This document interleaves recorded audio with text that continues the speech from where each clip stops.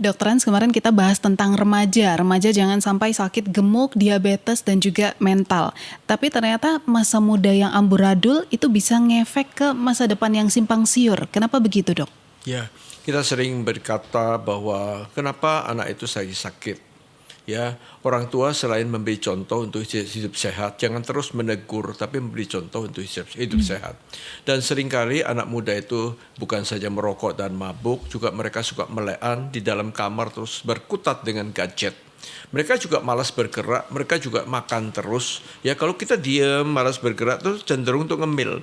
Ketika dia stres itu cenderung kortisol naik. Kortisol itu memicu dia kepingin makan terus.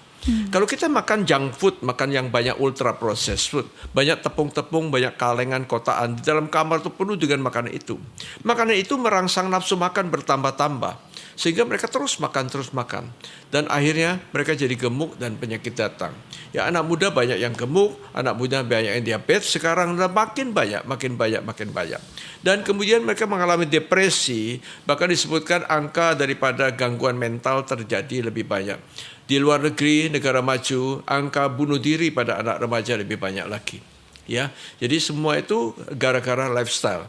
Dan saya ingin tekankan masalah gadget.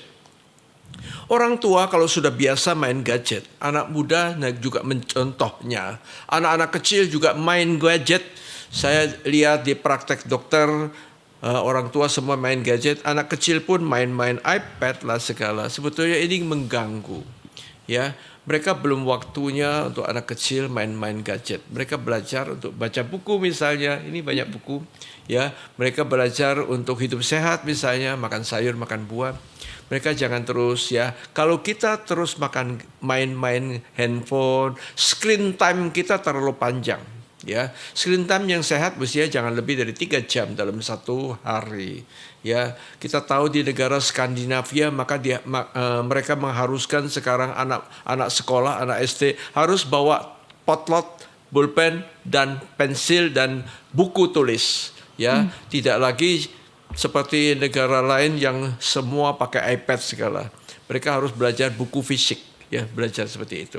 Ya, gadget kebanyakan gini mengganggu otak, itu nomor 1. Ya, otak terganggu.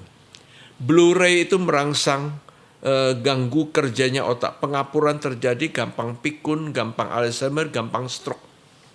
Ya, bahkan ada laporan tentang kanker otak. Ya, itu sinar itu radiasinya mengganggu.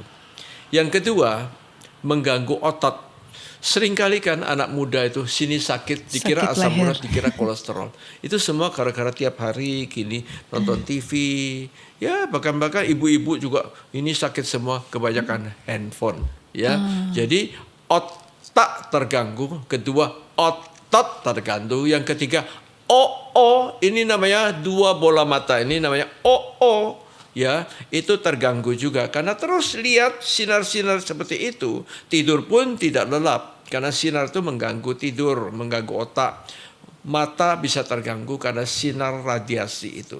Otak, otot, mata yang lama-lama jadi oleng. Bangun pagi sempoyongan, ya, jalan sempoyongan, suasana hati kacau, tidak bisa senyum karena terus berbuat salah karena kurang tidur. Yang terakhir, jadi agak enggong ya, agak kurang pinter ya, tell me gitu. Karena otaknya terus diisi dengan macam-macam sinar-sinar Blu-ray radiasi itu ya. Jadi otak, otot, mata, dan oleng. 5O akibat kebanyakan gadget. 5O akibat kebanyakan gadget, betul. Karena anak-anak sekarang kalau misalkan pergi ke mall aja untuk makan, buka gadget. Nanti ngapain? Buka gadget. Jadi akhirnya pikirannya itu ada di gadget semua gitu ya, Dok. Nggak bisa berinteraksi dengan sekitarnya gitu. Akhirnya terpengaruh ke kesehatan mentalnya juga. Baik, terima kasih, Dok.